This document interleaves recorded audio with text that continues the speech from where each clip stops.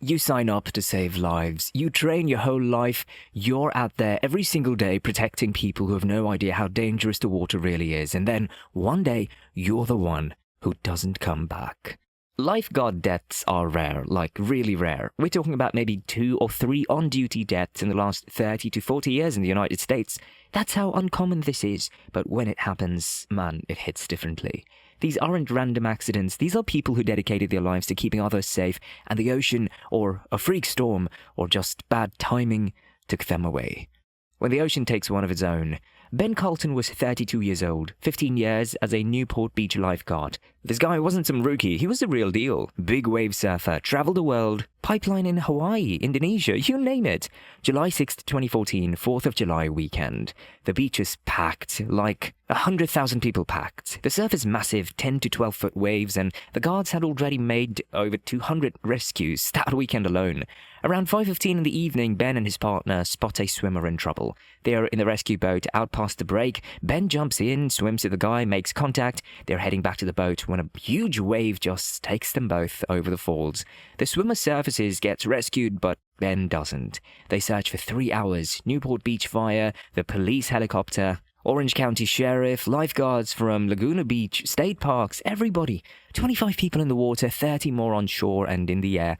They found him later that night near the 28th Street jetty, more than 3 miles from where he went in. The swimmer Ben was trying to save walked away without a scratch. Ben gave him his rescue buoy before that wave hit. That's the thing, right? He made the save. The guy lived. Ben was doing exactly what he was supposed to do, and it cost him everything. First Newport Beach lifeguard to die in the line of duty in their 100-year history. The only one. If you're watching this and you're thinking about what it really means to put others first, hit that subscribe button. These stories matter. The teenager who loved rowing. Norman Inferrera was 16, just 16. From Phoenixville, Pennsylvania, honor roll student, played soccer, and he had just landed his dream job as a lifeguard in Cape May, New Jersey. It was his first summer on the beach and he absolutely loved it. The other guards said that he had this permanent smile on his face. He was one of those kids who shook everyone's hand when he walked into his lifeguard interview at 16. August 19th, 2021, Thursday morning around 11:30, Norman's out on patrol in one of those traditional surf boats, you know, the wooden rescue boats that have been used for over a century. He's alone in the boat, the seas are rough, remnants of Tropical Storm Fred churning things up, and Tropical Storm Henry is moving up the coast. He's not even on a rescue, just routine patrol. Then a wave broadsides the boat, flips it, slams it right into his head, knocks him unconscious immediately. His fellow lifeguards pull him out, start CPR right there on the beach, keep going until the ambulance arrives. They fly him to Cooper University Hospital. He fights for a day and a half, dies Friday night with his family by his side. Cape May hadn't seen a lifeguard death in, well, forever. The whole beach patrol was devastated. And here's the thing that really gets you. Norman had fallen in love with rowing. The senior guards, the best rowers on the beach, they taught him, and he was out there practicing every single day. He wanted to get better. That's what killed him.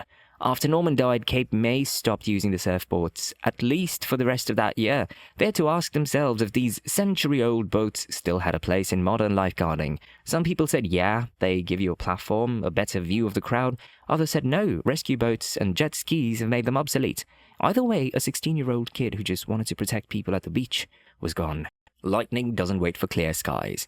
Keith Pinto was 19, Toms River, New Jersey. He had a twin brother, Kevin, who was also a lifeguard. The two of them had worked beaches together for 4 summers. They did everything together, drove to work together, ate lunch together, you know, twin stuff. This was the first summer they had different days off. Monday afternoon, August 30th, 2021, just 10 days after Norman Inferrera died down in Cape May. Keith's working his stand at White Sands Beach in Berkeley Township. It's around 4:30. The sky's a little cloudy in one direction, but clear in the other. People are still at the beach. Pete Tortorelli, a bartender a block away, said the lightning came out of nowhere. First strike of the day. He said it sounded like a bomb went off. Thomas Tabaroni, 100 yards down the beach, said it was the loudest noise he'd ever heard in his life. Louder than jets breaking the sound barrier in an air show, he said. Like 100 times louder. The bolt hits Keith's lifeguard stand, kills him instantly. 7 other people, including 3 other lifeguards and 4 beachgoers, get hit by the residual strike. They all survive, but one guard temporarily loses hearing in one ear. Keith never had a chance. His brother Kevin, who wasn't working that day, said they were together 24/7, so it didn't feel real. At the vigil the next day, hundreds of people showed up on the sound with candles. His older brother Tyler told everyone, "Celebrate Keith, don't mourn him. He was a goofball who loved to have fun and wouldn't want people crying." Keith was a rising sophomore at Ocean County College, wanted to become a Marine. His teammates from the softball league said that he'd just hit the game-winning run the day before. He was the kind of kid who would light up a room just by walking in, always smiling, never had a bad day, just naturally funny and caring. And then a freak bolt of lightning out of the partly cloudy sky. And he's gone. 2 young lifeguards dead in less than 2 weeks on the Jersey Shore. Tom Gill from the US Life Saving Association said he could only recall one other on-duty lifeguard death in the previous 30 to 40 years before these 2. He said, for 2 fatalities in such a short time frame, this is a tragedy beyond measure. The North Shore legend. Tamayo Perry was 49. If you knew anything about Pipeline, you knew Tamayo. He was one of those guys, always smiling, always stoked, just lived and breathed the ocean.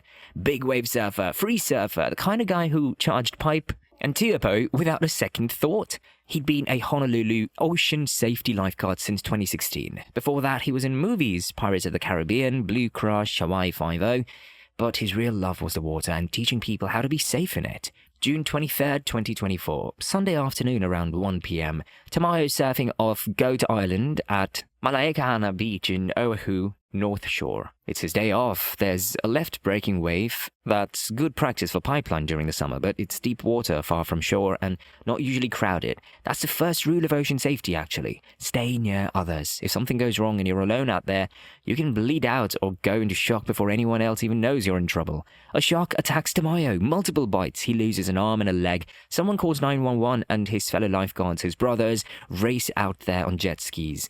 Bring him to shore, pronounce him dead at the scene. The whole North Shore just stopped. Lieutenant Dave Wassel from Ocean Safety said there's nothing in the handbook about how to navigate this. He said there are people alive today because of the CPR Tamayo performed in them. That's something you can't say about a lot of people. Tamayo had survived a near-fatal injury on the head back in 2005 at Pipeline. Another surfer's board hit him, peeled his skull from ear to ear, took almost 50 staples to close. That's when he started wearing a helmet while surfing and when he decided to become a lifeguard. He wanted to teach surf etiquette and safety. His wife Emilia said he was a hero of his own story, always followed his convictions without fear, and his faith was his rock. 8 years protecting people in the water, one of the best watermen Hawaii's ever seen. And the ocean took him away. Lifeguard deaths are so rare because these people are that good. The training, the physical conditioning, the constant vigilance, it works.